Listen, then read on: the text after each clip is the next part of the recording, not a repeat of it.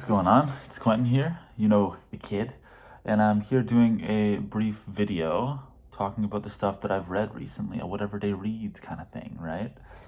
Should be fun, so let's just go through and do it, all right? So what did I read during the semester? I wanted to start with this because I do really like the book, and I've done a complete 180 on it. I'm talking about Ulysses by James Joyce, an incredible brick of a novel, a difficult novel, but a novel that now when I read it, it's not really as difficult. I can work through it a lot better. I've really changed my perspective on this book, and I'm happy to report that. When I first was reading it for this course, I had an issue because I thought Joyce's poetic sensibility was often really overcooked. And I thought that I couldn't tell exactly what he was doing with all of his chapters, and the course, frankly, when you get a bunch of people who have never read Ulysses before, and they're like bachelor's students, which is nothing wrong with bachelor's students, but it's not exactly generating worthwhile discussion. So it's maybe the most tedious 3 hours of discussion, so the most tedious 36 hours of discussion I think that's ever occurred on Ulysses. Not helpful whatsoever, but hearing from the prof, who was one of the leading Joyce scholars, really helped make sense of this. The way he injected tone into the passages helped me see some beauty here, and I have to say, this is an amazing book. It is really jaw-dropping what Joyce is able to do on especially the later chapters. There are some amazing performances of terrible writing in this book. Eumaeus is hysterically funny. There are some amazing narrative feats and games, but like Circe, which is okay. So one thing that Joyce is very good at, I find a lot of the techniques that he uses are. I see why Virginia Woolf would say that they're like unrefined, but he does this thing with his techniques that I love, where he'll spend part of the chapter charting the boundaries of this technique. So he'll say, okay, I'm going to set up a chapter like Circe, where it's going to be this drama, and all of the drama is going to be like limited to the subconscious. And you're like, okay. And Bloom is walking along, and then all of a sudden something makes an appearance that would not belong to Bloom's subconscious. It would belong to Stephen's. So he charts all the territory of this technique, and right at the end, he just jumps it. He just gets more. It happens too with Ithaca, the chapter, one of my favorite chapters, which I thought I would freaking hate. Takes place in question and answer format, and it's hysterically funny, but it's also beautiful and thought-provoking, where you'll have this narrating consciousness of Ithaca that knows everything. It's a catechist, right? In the catechism, it's that question and answer format of learning stuff about religion, right? There's only one answer, and it's up to you to answer it. And the catechist knows it, and the catechist seems not to know things. The question and answer should be correct, right? It should be correct in these catechism books. But there are things that happen inexplicably, which is not how catechisms work. So you have all these interesting spots where this figure of ultimate knowledge is having their knowledge sort of poked at, and it's not as ubiquitous or as not ubiquitous, as omniscient as it was billed to be.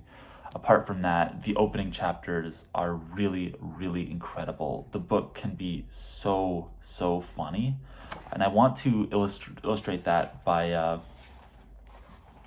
reading one passage. It's right, and this actually reminds me of another thing I've been reading, Joseph Campbell's The Hero with a Thousand Faces, because I've been inspired by Ulysses, and he's very clearly read Ulysses deeply.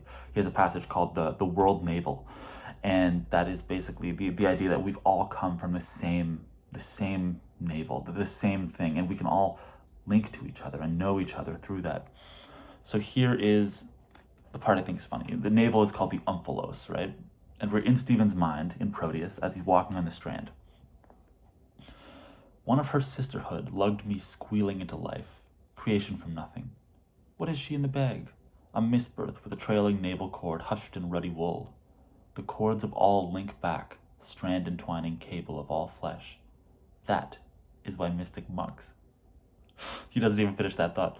Will you be as gods? Gaze in your umphalos.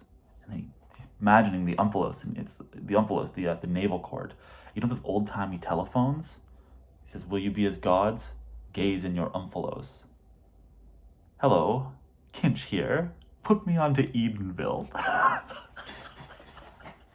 Which is like, you have this incredibly avant-garde techniques being struck, and he immediately injects some humor. And the humor is here in every chapter. If you could just look for it, I promise you, it's there. It's amazing. It's amazing what he's able to do with the humor. Every chapter works like poetry. A lot of the chapters follow this sort of, not really formula, but they'll set up a lexical field. In Nestor, it's battle, and the lexical field stands in for the way history progresses. And he'll slowly incorporate that into other parts, like the conversation between Stephen and DC, where he has his finger up and he beats the air oldly at Stephen, which is like an amazing thing. But that is portrayed as history progressing. Telemachus is an amazing chapter, amazing opening. I can't go on about all of it. I really want to reread this. So if somebody wants to reread this with me slowly, I would welcome nothing more. I also do want to say that it's a very well shaped book. It's a book that investigates the sort of poetic impulse. What that impulse means. What does it do? How do we get it? And that's, it's a book that is obsessed with that. And Joyce does this really cool trick where he, I think, transubstantiates him into the book. You have all of these amazing coincidences between, or synchronicities between Bloom's thought and Stephen's. One of my favorites is the me and me now section from Les Draconians. Some of the best writing in the book. It really is just like incredible. There's a lot of great writing to go around in this book. And then in Skillet and Charybdis, Stephen will think I and other I. And it's this weird parallelism between them. And you have this idea that they look the same. They're both like in mourning, so they're wearing black all day.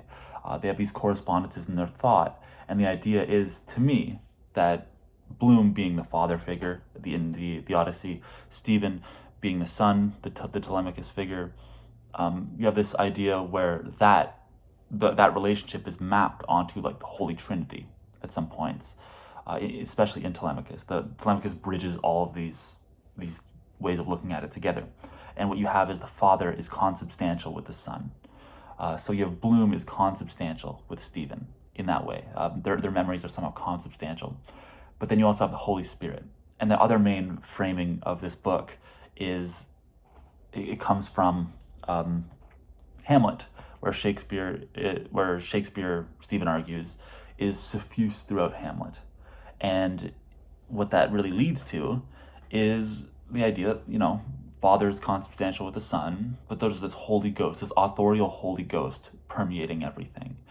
And Joyce does not keep himself out of these pages at all. So much of this is inspired from his life. I actually would argue that the book, the way it transubstantiates James Joyce, argues that the whole paratext thing is essential. It actually tears down the boundaries between the real world and the fictional world in some ways. And paratext, it argues, is key. But the book is actually really well structured. Circe is an amazing climax point. It is very much like the ultimate emotional bomb that I've read in a book. It is incredible stuff. That's really all I'm going to say. It's awesome. Read it with me. If you want to read Ulysses, read it with me. I would love to go back through these pages. I have been going back through these pages.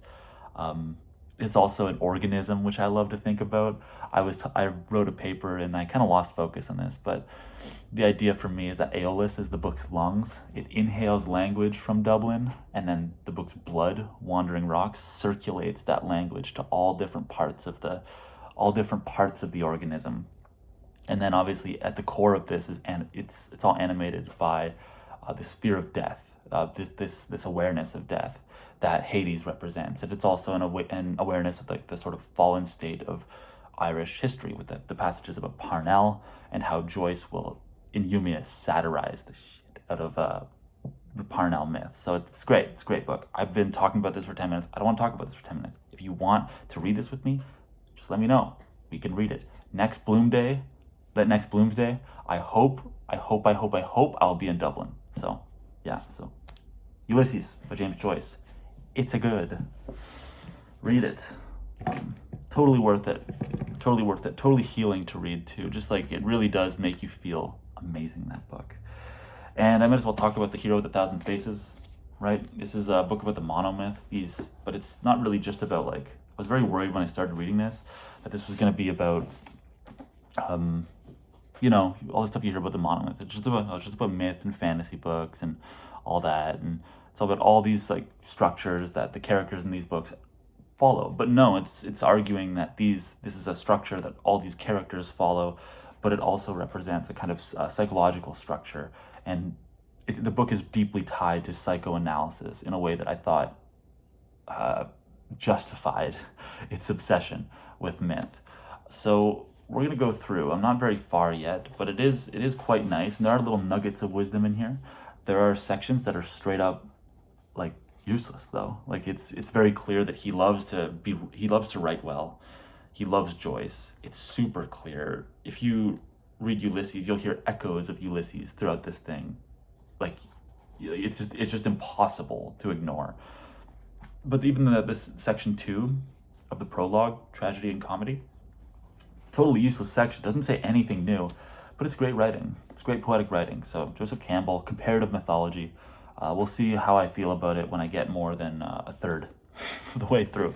So I can't really say too much about this. Another thing I'm reading right now is Life, a User's Manual. A professor of mine gave a recommendation to someone in my class that of some books that are like Ulysses and that take place in the shadow of Ulysses. And one of the ones that he recommended was Georges Perec's Life, a User's Manual. It is a really interesting puzzle work. I'm not very far into it as well. But the idea is that it works in 6 parts, and every part, more or less every part, concerns one building or one apartment in this massive apartment complex. And you get the story of that person. So it's this amazing compendium of the stories that happen all around us. There's something about that is deeply healing to me, because especially like I live around Toronto. I go into Toronto a lot, and one of my things about Toronto is that it's a very weird place. Everybody seems distant and uncomfortably abstracted and preoccupied with stuff. And you often won't know your neighbors, stuff like that. I'm from a small town. That's normal to me. I love passing people in the street and saying, "Hey, how's it going?" You know, just being friendly and just having people be friendly to me. It kind of reminds me that they have all their own stories to them. And this book throws that in your face and says, everyone has their own stories. Here you go. And the genre of the stories can change frequently.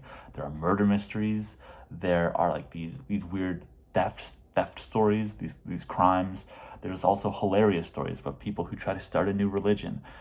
People who, this trapeze artist in Rorschach, one of my favorite characters so far, Rorschach.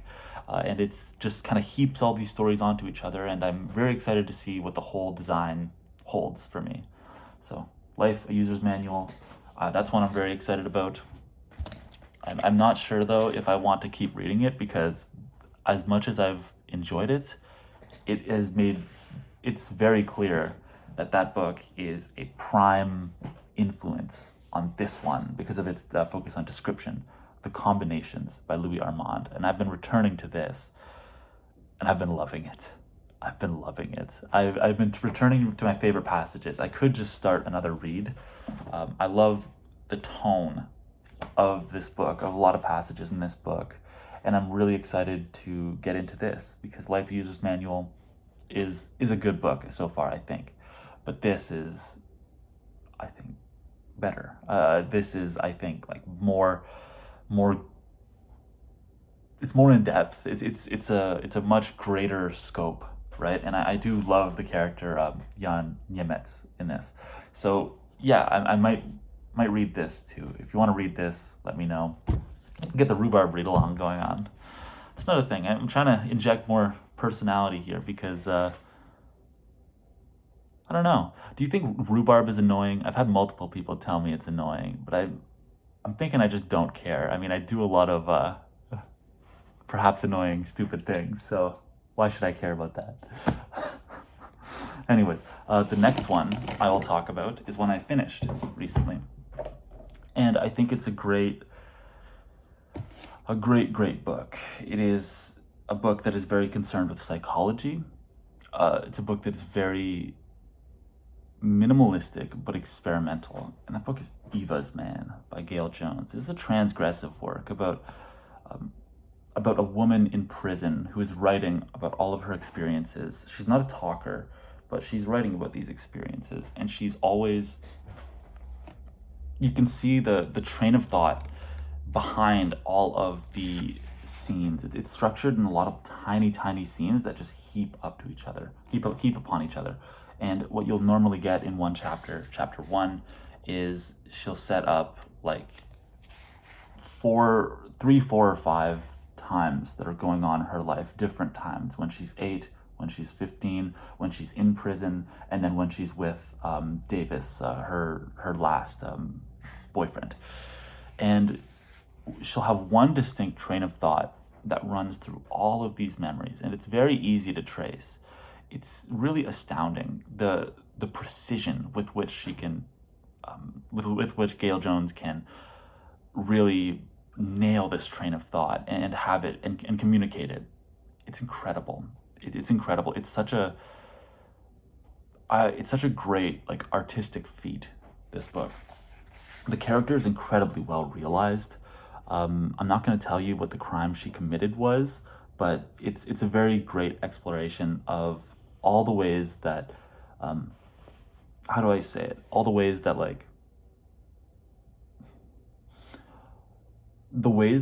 abuse piles onto abuse and then winds up making, this is a weird thing to, it's a weird thing to talk about wearing this, but it's all the ways that abuse piles onto abuse, and it becomes actually like this weird fog where you can't see through it, you can't judge correctly because all you've known is sort of abuse. It's a great book. It's a pretty indicting, like it's a visceral book. I warn you that the threat of sexual violence is on every single page. Every story contains the threat of sexual violence, and it's really visceral. I don't know what to say. The prose style of this is brutal. It's very cold. Like I feel like every sentence is like a sniper bullet that just. It's not as short as something like Hemingway, but it's a very cold and clean writing style, and the way that she heaps all of these stories onto each other and then weaves through them is just really, there's so much purpose behind every sentence and every scene in this book. I highly recommend you check this one out. Gayl Jones, incredible writer. I'm very excited to read some of her other books. I don't think they're going to be as messed up as Eva's Man, honestly. I just think that they're going to be good.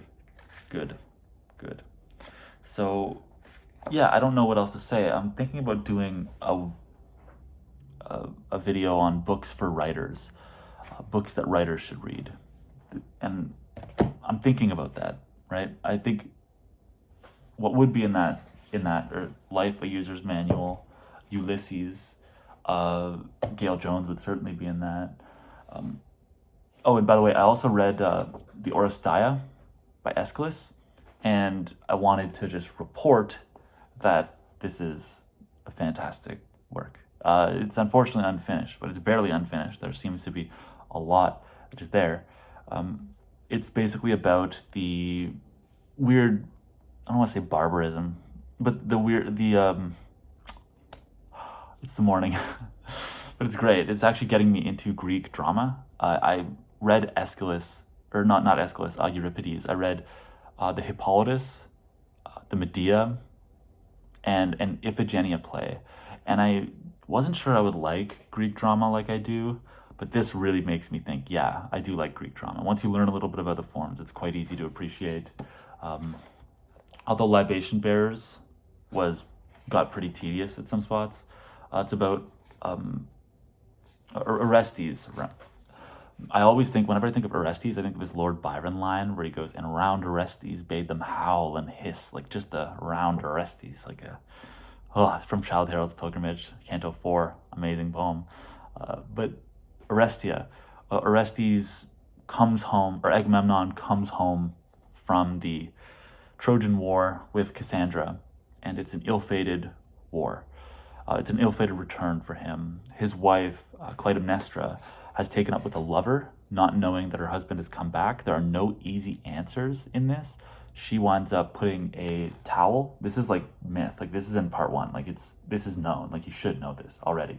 The whole audience of this play would have known this. She puts a towel, or like a cloak, around Agamemnon's head and just kills him and slays him in the bath. So that happens, and that means there's a blood debt, right? Agamemnon has already incurred a blood debt based on what happened in the Trojan War. Clytemnestra takes up that blood debt, if unintentionally. She kills Agamemnon, and now the blood debt falls to Orestes. And everything ensues from there, and it's about the birth of the justice system. So, yeah, Oresteia, fantastic work. I really enjoyed it. There was other stuff I read, Cain, Jean Toomer, another amazing book. But I wish Jean Toomer would have had another book. That would have been perfect. Cain is not a perfect book. I think there are spots that could have used like a little more refining, but Jesus Murphy, like that guy had the perfect book in him. He was a genius. But I'll talk about that when I talk about books for writers. So, peace and groovy. That's all. Yeah, peace out.